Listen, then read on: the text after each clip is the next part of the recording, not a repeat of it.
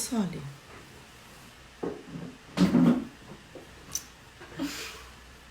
Já estamos aqui.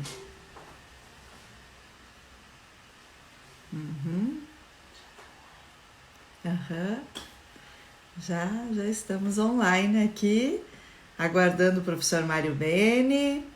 Hoje vai ser um grande dia, uma live com essa referência nacional, né?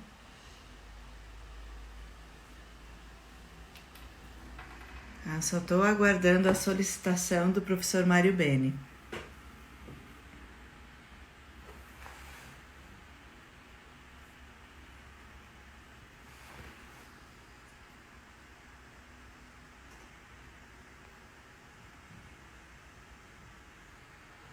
Olá, pessoal, sejam todos bem-vindos aí. Estou aguardando a solicitação do professor Mário Bene e daqui a pouco a gente vai ter essa live histórica, né, com a grande referência nacional e mundial do turismo. O professor Mário Bene já chegou, agora a gente vai só aguardar ele enviar aqui a solicitação para participar da live.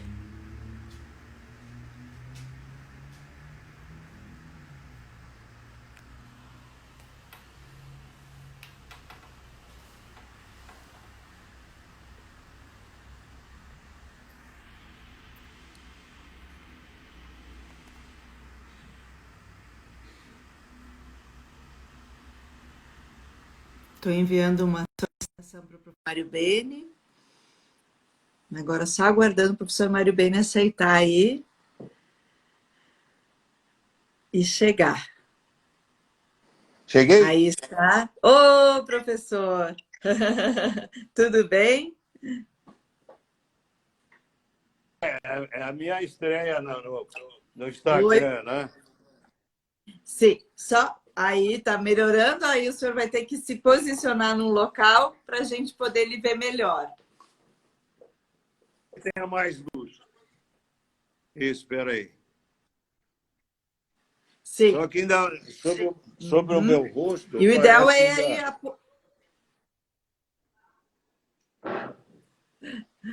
apoiar o telefone em algum lugar, professor, vai ser melhor. Tá bom. Tá apoiado. Isso aí. Aí fica fixo e a gente vai ficar conversando aqui, se enxergando. Agora, Essas novas tecnologias. Por que fica essa. As pessoas ainda aparecendo aqui com texto sobre o meu rosto? Elas estão nos saudando, professor. São todas as Perfeito. pessoas que estão chegando e dando saudações. Olha, a gente já tem gente do Brasil todo aqui, desde o Maranhão, olha ali, ó, até Garibaldi aqui, o secretário de Turismo de Garibaldi mais uma vez participando, a Mônica do Maranhão, a gente tem pessoas de Bento, aqui, ó, da Paraíba, a Alelontra, que tá no, né, faz parte aí das discussões do Plano Nacional de Turismo. Mas nós temos gente aqui, professor, que eu estou vendo aqui de todo o Brasil, né, participando. Sorocaba. Sim, professor. Então, por isso que essas Uruguaiana. pessoas... Ó, Santa Catarina, até da Dolorata, né, Ruth? Meu amor, aqui a presidente da Tua Serra está por aqui, de São Paulo, estou vendo gente. Enfim, então essas pessoas, é a sua primeira live, né, professor? Pelo Instagram. Não, pelo Instagram, a primeira live. Então, todo dia a gente está aprendendo alguma coisa e o que é bonito, professor, enquanto não começa às 10, o pessoal está chegando, é ver que aos 82 anos recém-completados, né, professor, a gente ainda aprende mais uma coisa e está aí o professor participando de uma live, né? Sim, é verdade. Caminhos de pedra, é isso aí, Guto. É isso sempre aí. procurando me atualizar. E o que é bonito é isso, que, como diz a Fernanda aí, né? Que pessoa mais fofa, de fato. Acho que o que é bonito é a gente nunca desistir e nunca se acomodar. Eu acho que o senhor é a referência que é nacional e mundial no turismo por nunca ter se acomodado, né, professora? É verdade, obrigado. A gente precisa perseguir a inovação É verdade. e estudar. Procuro ler todos os autores, mesmo os de fora, além dos meus orientados que estão em outras universidades. A Universidade de Melbourne, Portugal tem vários, enfim. Bom, 10 horas pontualmente, professor, vamos dar início à Vamos. nossa live, né? Nós já temos vários espectadores, já está próximo aí 75, mas toda hora está chegando alguém, 76, enfim, né? E essa é uma live, como eu disse quando publiquei, histórica, porque primeiro, é a sua primeira live no Instagram, né? Segundo, eu tenho a honra de estar conversando com a grande referência nacional mundial do turismo, com meu grande professor, né? Eu tive a honra de ser sua aluna na especialização que teve em gerenciamento do desenvolvimento turístico aqui em Bento Gonçalves, depois do mestrado em turismo pela UX e a felicidade de ser a sua orientanda, né, na construção da minha tese, da minha dissertação de mestrado, onde eu falei sobre o planejamento na região do vinho, com foco em Garibaldi. Mas o professor Mário Bene é conhecido mundialmente pelo seu trabalho no turismo, ele que faz parte do Conselho Nacional do Turismo, mas também faz parte de um Conselho Mundial de Expertos em Turismo, que tem várias publicações. Análise Estrutural do Turismo é o livro obrigatório de qualquer turismólogo do Brasil. E quando eu recebi pela primeira vez aquele livro, me assustei com toda aquela descrição do que era o Sistur. E hoje a gente tem isso tão assimilado, tão presente, não tem como falar em turismo sem falar em Sistur, sem falar em Mário Bene. E, além do que, ele foi político também em São Paulo, deputado, esteve à frente em muitos projetos que desenvolveram o turismo no Brasil, em vários estados, não só em São Paulo, onde sempre foi sua base. Foi professor de várias universidades, ainda está ligado à Universidade de Brasília, mas o currículo dele tem várias páginas. E eu iniciaria, professor, pedindo que o senhor fale um pouquinho dessa sua história, dessa sua paixão pelo turismo, né? Sendo que o senhor tem outras duas graduações, né, em áreas distintas, desde ciências jurídicas, etc., mas que acabou, né, no mestrado e no doutorado, desenvolvendo projetos muito importantes para o turismo. Então, se apresente um pouco, meu caro professor Mário Bene. Na verdade, a Ivane já avançou bastante naquilo que eu poderia dizer da minha carreira. O som tá bom? O som está bom. Está um pouco embaçada a imagem, mas aí eu não sei se é questão de dar uma limpada na câmera ou não sei exatamente qual seria a razão. Vamos só ver se uma limpadinha na câmera ali melhorou um pouco, professor. Mas eu acho que é importante que aí a gente lhe vê. Então, Porque a aí internet está boa. estou vendo a posição aqui. É. Na verdade, eu entrei em turismo na verdade, eu era da FAU, Faculdade de Arquitetura e Urbanismo. Foi a minha primeira graduação em engenharia civil mas sempre fui um apaixonado por planejamento regional e desenvolvimento sustentável. Isso por volta de 1970, 69, 70. Eu havia me formado em 62, aí vem toda uma história política, né, de legislaturas, até chegar. Eu entrei tarde no magistério, enfim.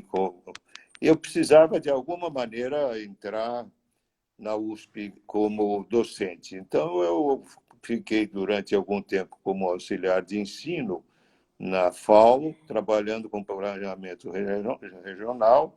Existia naquela época o Serfal, e trabalhávamos, tinham muitos projetos.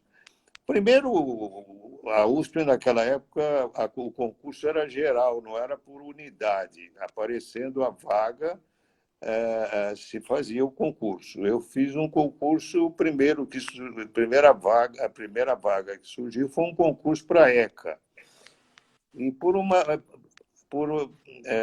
a disciplina que se oferecia era turismo e desenvolvimento. E eu fiz um concurso, passei, concorri com mais 10 enfim, comecei na ECA, acabei me envolvendo com comunicação, já estava com o mestrado feito em sociologia e política, e depois acabei fazendo doutorado já na área de turismo. Não havia especificamente turismo, então fiz em comunicação voltado a uma tese de turismo. E iniciei a minha carreira na Universidade de São Paulo. E depois, já aposentado, fui para a UX, da UX para a Univale, e estou agora, eventualmente, não como professor convidado da UNB. Essa é a história acadêmica rápida. Muito resumida, professor. Bastante. Mas eu sei, aqui agora já são mais de 100 pessoas lhe ouvindo, professor, porque, de fato, o senhor é essa referência para todos nós que estudamos turismo. E aí vamos começar, né, com algumas perguntas que eu vou lhe fazer e depois nós vamos também abrir para que as pessoas enviem perguntas. Eu estou aqui com a minha assessora Lúcia, que vai anotar todas as perguntas. Nós temos até às 11 horas encerra a live, né? A live só tem 1 hora de duração. Então, eu vou começar a fazer perguntas e nós vamos fazendo esse bate-bola, né? Então, eu faço pergunta e vamos passando para outra, né? Então, de uma forma bastante dinâmica para este público que está aí já em 111 pessoas. Bom, pandemia coronavírus. Nós temos o turismo antes do coronavírus e depois do coronavírus. A CDC, né? O novo ACDC. O que mudou no mundo, né? E o que vai mudar no turismo? Vamos começar conversando sobre isso, professor. Bom, eu diria que o mundo, de uma maneira geral, se converteu num pesadelo virtual e real com a coronavírus Covid-19. Isso me faz lembrar, nos anos 70, quando eu fiz o meu mestrado, eu estudei 2 professores, o McLuhan, e o professor que trabalhava com essa questão de projeção do tempo e do que aconteceria. Ele trabalhava muito com prospecção do futuro. Então, o que era o professor Marcuse, um francês da Sorbonne, que dizia que no futuro, e ele situava, curiosamente, após 2000, portanto, 2000, 2001, que nós passaríamos, a humanidade teria duas tensões principais, sofreria 2 tensões principais. Uma tensão dialética e uma tensão integrativa. A tensão integrativa é em função da tensão dialética. O que ele quis dizer em prospectar o futuro da tensão dialética? É a intensidade de comunicação hoje é extremamente desenvolvida pelas redes sociais. Então, isso leva a uma atenção integrativa. A pessoa não tem tempo de absorver, de realmente trabalhar aquela informação que lhe chega por celular, por zap, pela televisão.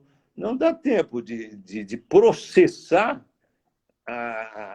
essa comunicação. E ela entra, então, numa dificuldade de se integrar a este mundo que realmente trabalha. Então, o contexto, tá, da relação diária das pessoas é um contexto muito amplo. Há autores que chamam de contexto planetário. Tá? Quanto às relações, mesmo as relações do dia a dia, as relações com a natureza, enfim, isso tudo se modifica e temos um cenário extremamente complexo. E aí entramos no Morin com a teoria da complexidade, que descreve muito bem o que está acontecendo hoje. Eu ficaria por aqui para Perfeito, professor. descrever o cenário do mundo atual. Certo. E eu aproveito essas suas reflexões sobre, bom, a gente já vivia um pouco uma pandemia na comunicação, né? Um excesso de informações que nós não conseguimos depurar, né? Aí veio o boom das fake news, né? Para mostrar que, de fato, nós não sabemos mais filtrar muito o que é verdade e o que é mentira. A utilização de dados confidenciais, né, por qualquer canal hoje, a gente sabe que nós somos não só vistos, como ouvidos por marcas, né? Tudo que a gente parece que pensa, já vem uma oferta, né, em seguida.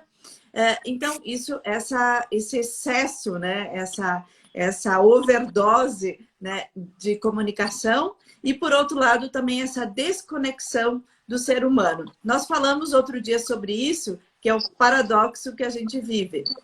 Nunca tivemos tantas formas de comunicar, mas também nunca estivemos tão isolados. Exatamente. E aí eu trago algumas reflexões também, além dessas referências que o senhor trouxe. Eu sei que o senhor também leu os 3 livros, né? A trilogia do Harari, né? Homo Sapiens, Homo Deus e as 21 recomendações para o século XXI. Sim. E ele também fala muito deste mundo confuso que a gente estava vivendo, né? E que, na verdade, é criado pela própria sociedade e talvez desse exagero, né, da presença humana sobre a natureza. Acha que talvez essa pandemia poderia equilibrar um pouco isso? Ou é ser otimista demais? Não, eu acho que o momento que nos levou a nos isolar nos permite agora uma reflexão sobre tudo o que passamos nesse período desses 40 dias. Eu estou aqui há 40 dias no meu apartamento, no Guarujá, e o que eu faço? Eu procuro me atualizar. Você disse bem, o Harari coloca muito bem essa questão, e nessa trilogia que você se referiu, é o autor que realmente melhor descreve o que aconteceu com o mundo, e olha, e antes ainda da atualidade com o corona. O coronavírus realmente nos fez parar, nos obrigou a permanecer isoladamente e refletir sobre a realidade que vivemos. Tá? Por isso que eu acabei de escrever um artigo. Nós passamos muito rapidamente de um turismo em excesso, ou seja, um overtourism, para um infoturismo. Não é? Então, isso vai abalar o setor de uma forma muito grande e bastante. E a partir daí eu comecei a pensar, a questão de 1 mês, 2 meses já, sobre a possibilidade de repensar o formato, não é? Da, do sistema de turismo e como controlar para que não haja mais esse excesso. Lembre-se que muito antes da coronavírus já havia acontecido algumas coisas que me impressionaram muito. Uma delas foi a quebra do Thomas Cook. Foi a primeira e a maior empresa de turismo, de agência de viagem do mundo.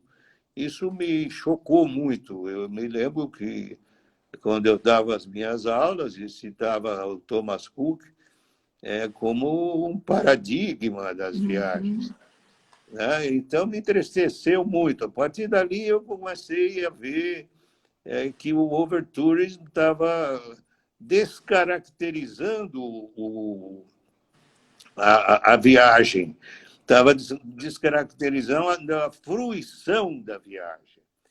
Não dava tempo de nada. Imaginei Veneza invadida por turistas, não permitindo que as pessoas saíssem de casa, não por causa do coronavírus, mas porque não tinha espaço na rua. Nós éramos os vírus. Nós éramos os vírus, exatamente, para eles. Né? Então, descobri coisas fantásticas. Imagine que não havia uma estrutura lógica, enfim, um sistema de controle e avaliação. Única e exclusivamente cabia ao prefeito de Veneza assinar autorização para que o navio atracasse, sem nenhum processo de avaliação, de acompanhamento, que é exatamente o que nós vamos discutir. E era horrível ver aquelas cenas daqueles transatlânticos enormes, imensos, parecia que engolia a cidade de Veneza. Como aquilo poderia ser permitido?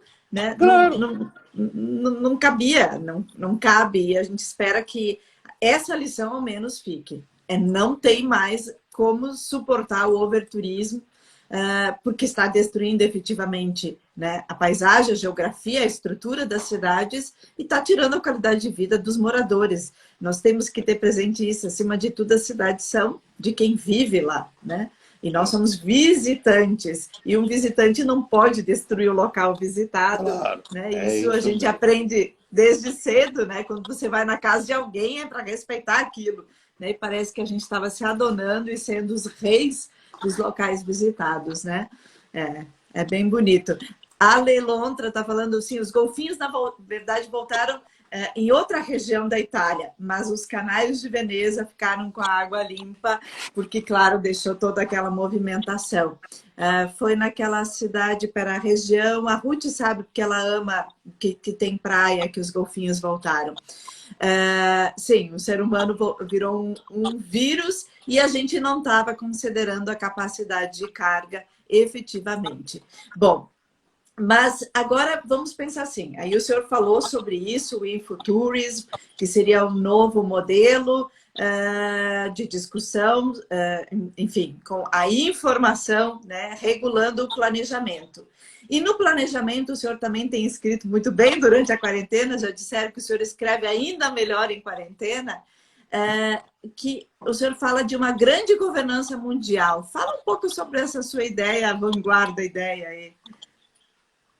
Veja, Ivane, você me fez até lembrar que o mundo mudou completamente. Nós temos uma nova realidade. E mudou de uma forma, mudou na forma e no formato, e em todo o aparato. Então, o que eu penso? Como controlar esta mudança? Já pensando na nossa área, evidentemente que isto está sujeito também ao comportamento da economia mundial. Não é? Nós estamos ligados, se vamos entrar num colapso da economia, com certeza, o turismo sofrerá ainda mais sobre esse impacto da economia. Mas o que eu imaginei, e eu quero resumir, veja alguns números que me. Em 2018, a última tabela que eu tenho, a América do Norte recebeu 137 milhões de turistas, que, somado aos turistas da Europa, que é em torno de 631,7, nós temos praticamente 60% do tráfego turístico mundial no Atlântico, entre Europa e Estados Unidos. Ao passo que a América do Sul, com 36,7, veja, só o México, já na América do Norte, só o México tem 22 milhões de turistas em Cancún, somado a todo o país, nós vamos chegar a algo em torno de 36,7 milhões. Então, o que acontece? Nesse quadro, o Brasil representa 0,72, ou seja, 7 milhões e 200 mil turistas. Então, a contribuição do turismo à economia global representa 129 milhões de postos de trabalho, corresponde a 10,4% do PIB e movimenta algo entre... Estou falando do receptivo internacional. Movimenta algo em torno de 8,3 trilhões de dólares. Então, o que nós vamos esperar depois da pandemia? Isso vai impactar de uma forma brutal a economia global. Evidentemente que isto também dificultará o nosso setor e trará um cenário extremamente difícil. O que eu imagino que não há muitas soluções. Eu diria que há uma para que não voltemos a 2010. Porque se nós continuarmos com uma política global de turismo como hoje temos, sem dúvida nenhuma, vai levar uma década para que possamos chegar no que o turismo é hoje, na economia mundial. Então, o que eu imaginei eu parti de uma proposta que eu venho lutando há mais de 40 anos. Eu sou o decano do Conselho Nacional de Turismo. Imagine que nós não temos, Ivani, ainda, a Colômbia já tem, o Peru, o Chile, as suas contas satélites. Então, o banco de dados sobre turismo no Brasil e as projeções feitas pela FGV e pela própria IBGE são furadas. Não existe um banco de dados que nos dê as contas satélites, que são exatamente as tabelas dos setores que compõem o turismo. Então, nós estamos muito aquém ainda de conhecer efetivamente a dimensão do turismo nacional. já por falha da própria estrutura do Ministério de Turismo com relação a quantificar o turismo e seus efeitos econômicos, sociais, etc. Então, eu imaginei, e eu venho propondo isso há algum tempo, em nível nacional. E agora, claro, não há como trabalhar isso a não ser em nível global. Ou seja, trabalhar com as DMOs. Eu venho estudando isso há alguns anos, agora mais de perto, em razão de um aluno meu orientando, que hoje, para meu grande orgulho, é professor titular da Universidade de Melbourne, na Austrália. Na verdade, ele me alertou, quando ainda era meu orientando, sobre as DMOs nos países nórdicos. E, a partir daí, eu comecei a pensar e desenvolver para aplicar em algumas regiões, pensava, inclusive, aí na UX, na Serra Gaúcha, na região da uva e do vinho, das hortênsias, em aplicar uma DMO, tá? Para que pudesse efetivamente controlar de uma forma técnica, segura, toda a estrutura, toda a oferta e demanda. Veja, quando a gente fala em oferta e demanda, que é a questão central do sistema de turismo, nós nos referimos à quantificação, à qualificação da oferta do lugar e a demanda a este mesmo lugar. Isto nos leva aos planos diretores de desenvolvimento turístico. Quantos municípios ainda não têm os planos diretores? E mesmo aqueles que têm não são implementados. Então, permanece ainda nas regiões turísticas uma questão muito séria, que é a questão da governança. Tá? Governança que é exatamente, absolutamente necessária para um processo de clusterização do turismo, quando todos os atores sociais e institucionais do turismo se reúnem, de alguma forma, os municípios com seus consórcios municipais, enfim, trabalhando profundamente a plataforma da iniciativa privada, do poder público e do terceiro setor. Bom, professor, lhe interrompendo um pouco, o senhor traz aqui uma série de dados e informações, enquanto está na internet.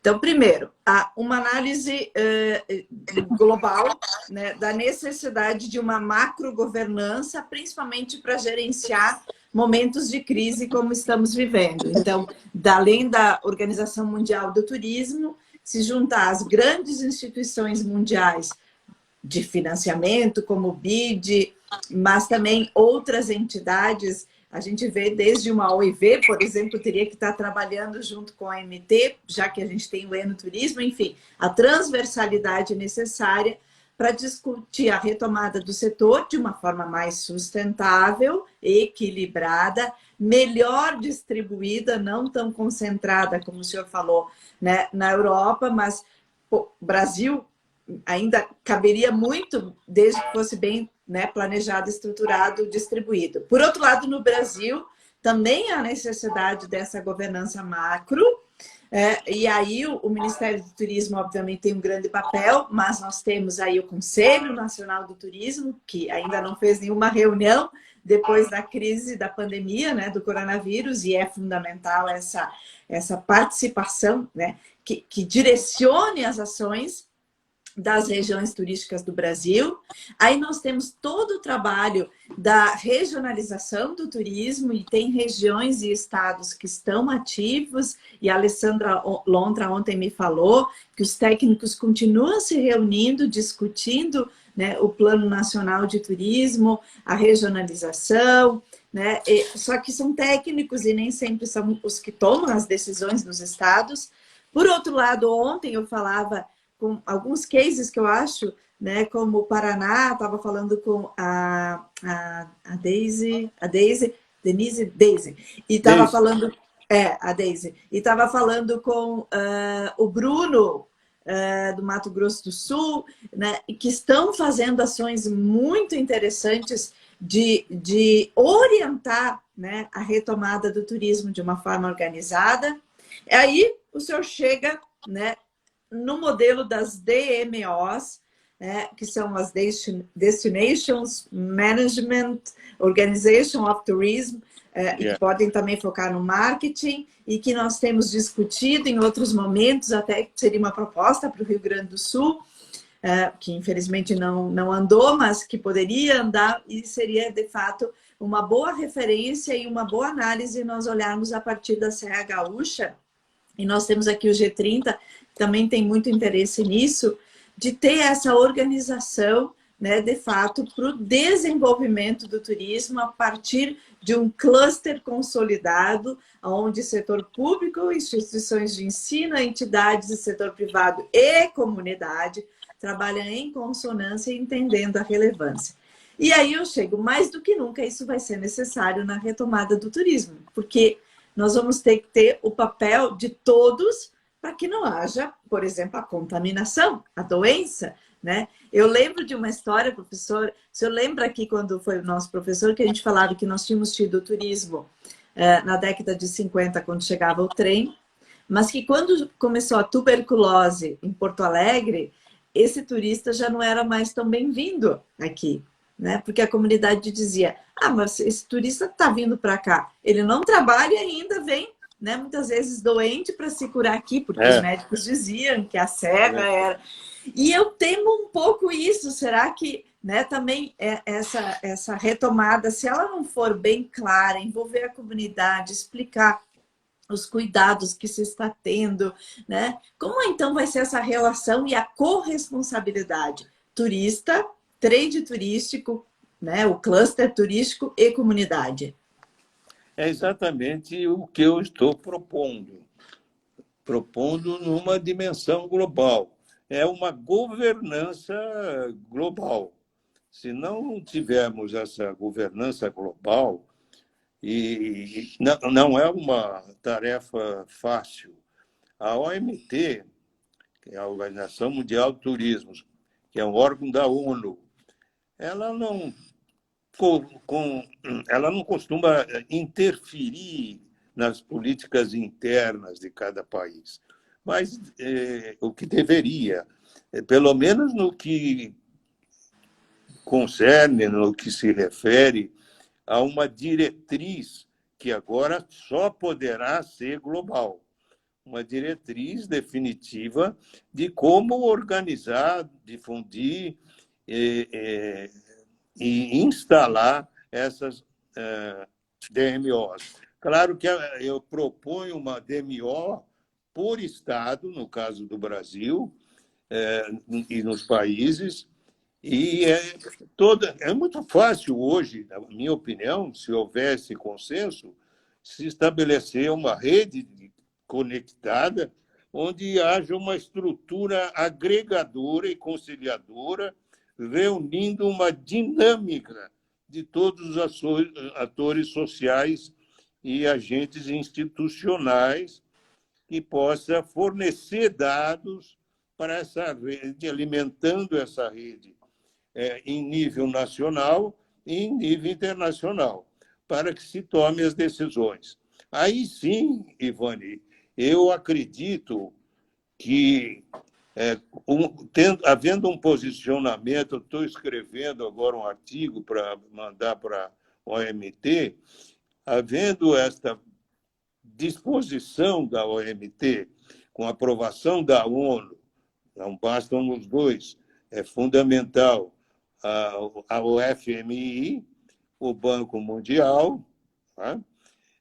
E, claro, todas as instituições financeiras de desenvolvimento de cada país, o BNDES, o BID, tá? Tudo isso deve ser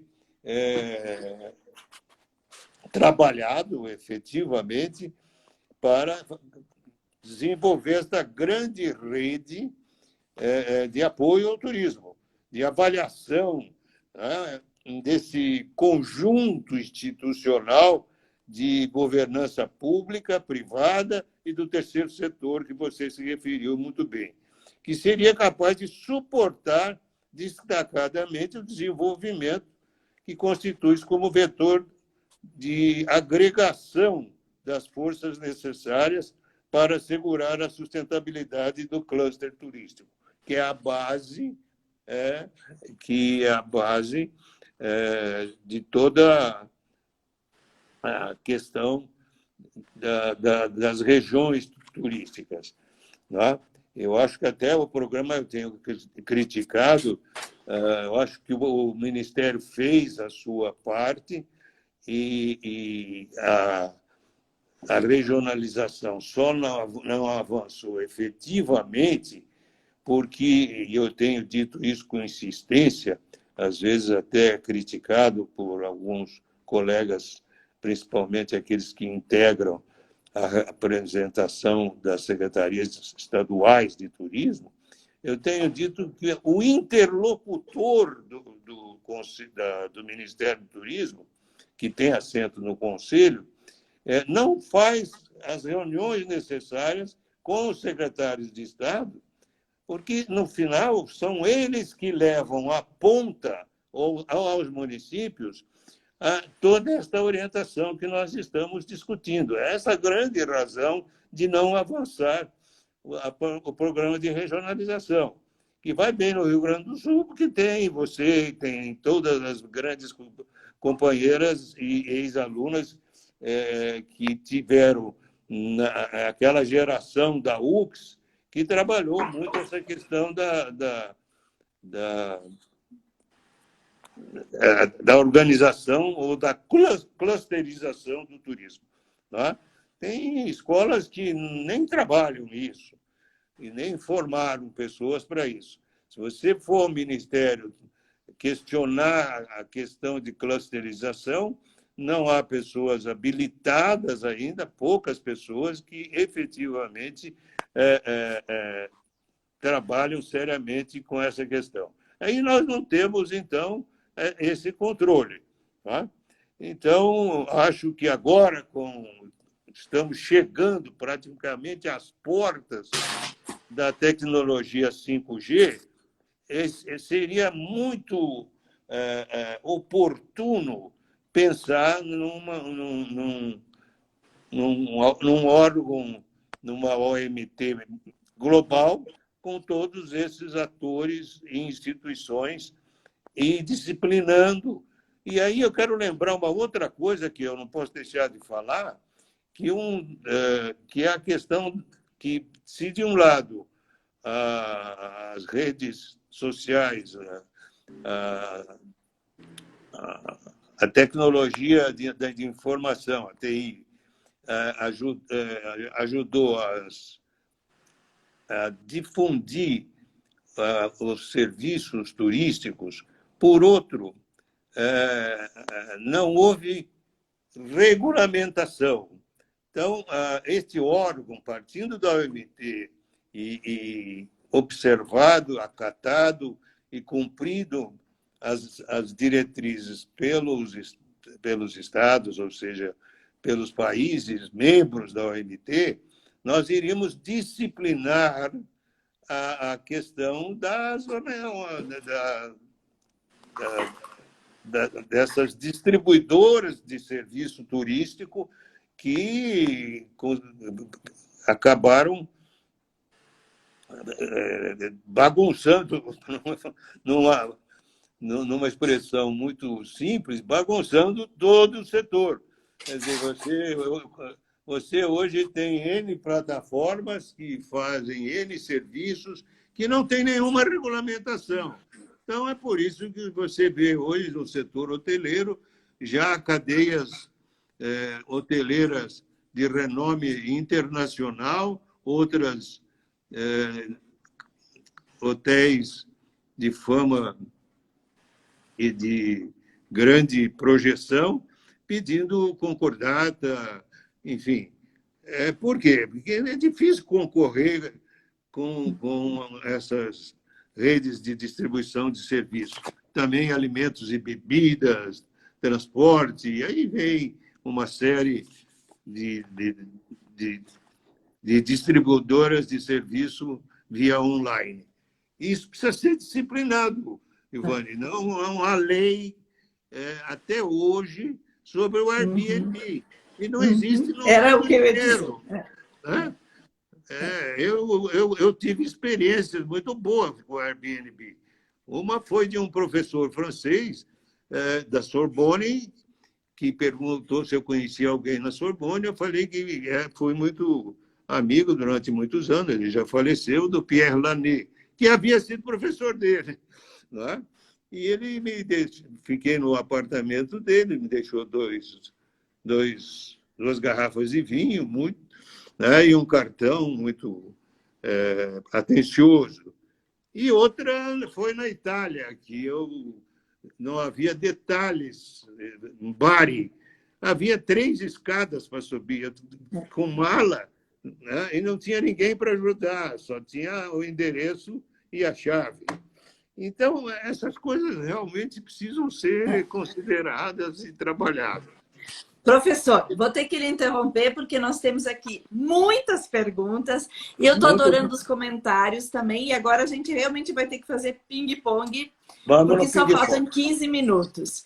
Bom, primeiro, quero só dizer, Clau Parra Turismo, obrigada pelas considerações. De fato, né, o cluster precisa estar fundamentado em políticas públicas para ser efetivo. A Tânia Brizola, professora, está super participativa, dizendo que o problema é que os próprios secretários estaduais não valorizam o programa de regionalização e sabem pouco. Como diz a Clau, mal conhecem os planos de desenvolvimento do turismo. E a Ale Lontra diz que não é o interlocutor que não senta com os secretários, são os secretários que não priorizam a regionalização, nem entendem, né? Muitos. E hoje tem uma coordenadora do PRT atuante, que é a Ana Carla Moura. Beijos para a Ana Carla. A Marcela Moro, de São Paulo, diz que trabalhou no Estado, no Ministério, prestou serviços e hoje está no setor público municipal. E ela diz o quê? Não há qualquer aproximação efetiva entre esses entes. A Tânia ainda diz que o ministro disse que conta um pouco disso, né? Que isso é um desconhecimento. Mas vamos às perguntas, porque tem muitos comentários. Bom, passado a pandemia, o senhor acredita que a demanda do turista será mais pelo futuro regional, né? Foco no regional, ou a vontade será de ir primeiro para locais mais longes, fazer logo a viagem dos sonhos, desvinhos por aí? Não, eu acredito que será mais no regional. Nós já estamos nos aproximando a 70 milhões, quando antes da pandemia, no turismo doméstico, e esse será retomado, claro que num período ainda... Este ano eu não vejo nenhuma possibilidade de se retomar com regularidade, nem mesmo o turismo doméstico. Eu acho que esse ano é um ano perdido. Mas, a partir do ano que vem, vencida essa etapa, no momento em que realmente se descobrir ou localizar o antígeno desse vírus, não é? E se fizer a vacina, é evidente que isso vai resolver. Então, concretamente, eu acredito que o turismo doméstico crescerá. Internacional vai levar muito tempo para chegar realmente, não ao que está hoje, mas pelo menos a uma expressiva demanda. Sim, aí eu tenho a Maria Luísa. Eu quero acrescentar só que quando eu falei do interlocutor, eu não me referi exatamente. Quer dizer, a Ana faz um trabalho excepcional. Agora, os secretários cabem, o Ministério não tem competência e não tem funcionários para intervir nos estados. Então, cabe ao secretário de Perfeito. turismo, sim, se reunir com os secretários municipais, com os conselhos de turismo e levar a orientação, que é a orientação do Ministério é correta, as linhas, as diretrizes, os eixos estruturantes são perfeitos. Agora, o interlocutor falha no momento em que não leva a ponta, que é o município e as regiões turísticas. A Carla sabe muito bem disso, conversamos várias vezes em vários encontros. Ela tem essa dificuldade, ela tem, porque o interlocutor não faz o que ela faz. Ela corre todos os estados, ela faz Sim, palestras, mas enfim. não é possível fazer tudo, né? É Professor, claro. desculpe lhe cortar, mas muitas perguntas, 10 minutos. Então, a gente respondeu a Fernanda Barros, que diz que por que vai demorar uma década para voltar ao normal, não apenas o turismo, por isso, né, por toda essa conjuntura que a gente tem de insegurança de viagens, a recuperação das companhias aéreas, a reabertura e a própria confiança no setor, né? A Maria Luísa acredita, a Malu, que a recuperação virá de forma mais consciente e responsável por parte de todos, a gente espera. E aí, eu tenho aqui ainda, professor, a Vanessa, considerando que o maior número de empresas da cadeia de turismo são pequenas empresas e que elas estão sendo fortemente impactadas, o senhor tem algum conselho para dar para os pequenos negócios? Sim, eu diria que esses pequenos negócios, empresas, se beneficiariam muito com as DMOs, não é? Porque elas teriam efetivamente, na medida em que regulamentariam essas plataformas que tiram o mercado e tiram a oportunidade das pequenas empresas, né? Então, ela iria corrigir esse desvio, né? Em curtíssimo prazo. Né? E exatamente, e mais do que isso, a questão da regulamentação. Como não tem regulamentação, não tem como favorecer essas pequenas empresas que atuam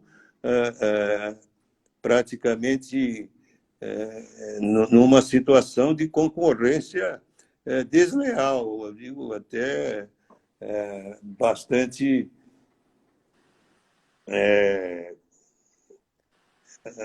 antropófaga por parte do mercado. Professor, sim, a gente tem até a Ana Lúcia aqui, a Ale Lontra, colocando que sim, tem um trabalho dos interlocutores, mas, por outro lado, muita coisa é perdida. E aí, sobre essa governança macro e entrelaçada, a notícia sobre como os países mais avançados estão lidando neste momento, já estão sendo planejadas ações de mudanças ou ainda é cedo, diz a Priscila Boeira. Eu trago aqui uma referência de Portugal. Hoje recebi notícia, eles já estão com certificação dos estabelecimentos turísticos limpos e seguros. Olha só, né? Então, tem países que, até pela sua estrutura, maturidade no turismo, organização, não só pelo tamanho, não, mas pela organização, já estão na frente, né? E trabalhando. O senhor quer comentar mais alguma coisa? Passamos para a próxima, professor. Não, apenas dizer que as coisas se entrariam no eixo quando pudéssemos instalar o mais breve possível as DMOs. Os países nórdicos, por exemplo, não têm nenhum problema com a questão do turismo. Nem teve com o overtourismo e nem vai ter agora com o infotourismo, porque eles são organizados, eles têm as suas DMOs e a partir daí as coisas funcionam. Por razões culturais, eu diria, as DMOs não avançaram, nem a própria Europa, são muito poucos os países que trabalham com isso, e nem a questão aqui nossa e das Américas. Uma coisa importante que também ajudaria, eu deixei de falar, é a questão de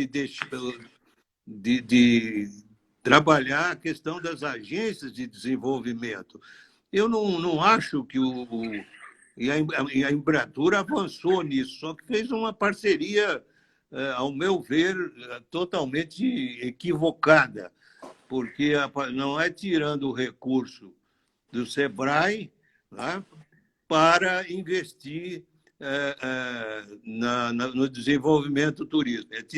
Tem que tirar recursos da iniciativa privada, tá? Ou seja, trabalhar com a iniciativa privada em parceria, né? As PPPs.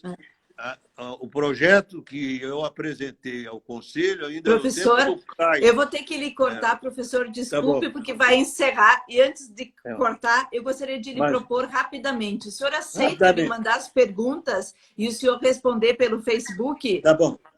Pode ser sim, isso? Com prazer. Então, eu vou passar todas as perguntas para o professor no Facebook e ele responde lá. Então, vocês vão acessar o Facebook do professor Mário Beni. E eu só quero lhe agradecer imensamente. Eu não sei, Ivane, só um problema, porque o meu Facebook tem o limite. Talvez até o Instagram seria melhor. Não sei. A página, sim. A página. Porque o meu Facebook, eu não, mas não há problema. Fiz uma revisão agora e ele está faltando 40 pessoas para completar o limite.